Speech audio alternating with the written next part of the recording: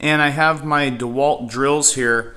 A couple of years ago, I decided to get rid of all my old NiCad battery drills and spend a few bucks on getting all the DeWalts. I actually have this one, which is the 14.4 volt big boy there. That I've had forever. It works so good. Back when DeWalt was actually not made in China, I got that. And then what I decided to do is I bought, I have 3 of these. They're in miscellaneous spots in my garage. I have one of the right angles, one of the impacts, and then this is a hammer drill. These 2 are brushless, and they work really well. I really enjoy it.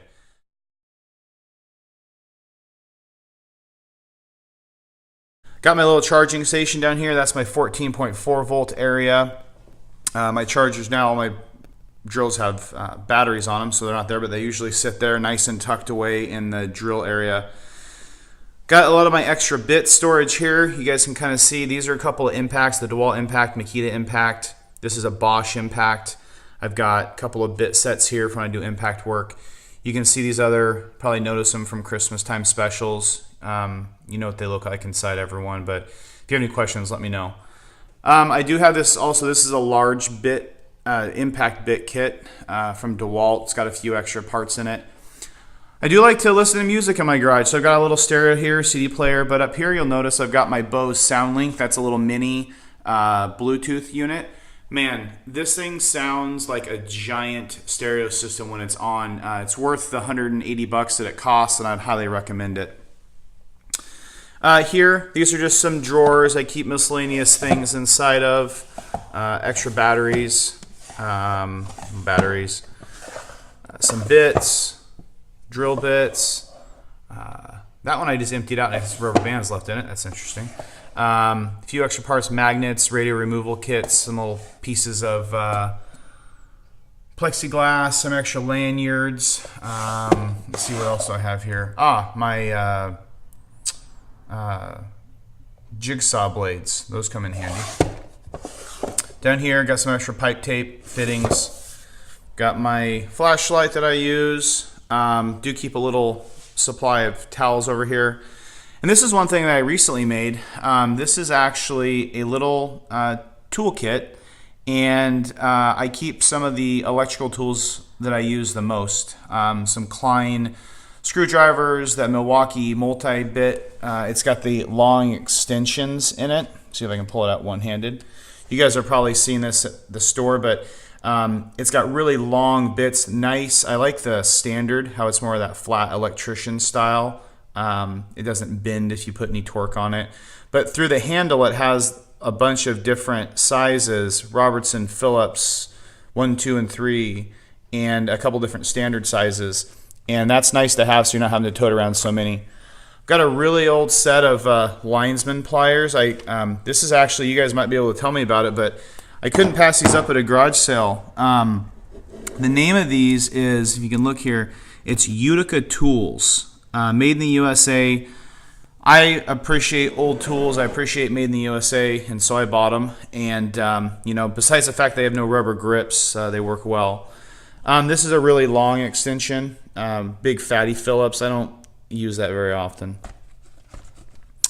Coming down here, I do keep a little bench vise here. Find that that's helpful. Coming on over here, this is my clamp wall. I'm not going to chat too much about it because they're just clamps. I found the use for space back here, and I built a couple little extensions off of the mounts for the water heater. I'm able to keep quite a few things here. My visor, I keep my roller for my chop saw.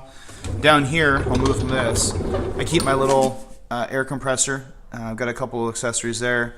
Down below, I've got some, well, it's dark down here, guys, sorry, but my blower, some jack stands, of course, the shop vac. And then coming over here, this is kind of just a little corner area where I keep my sawhorses.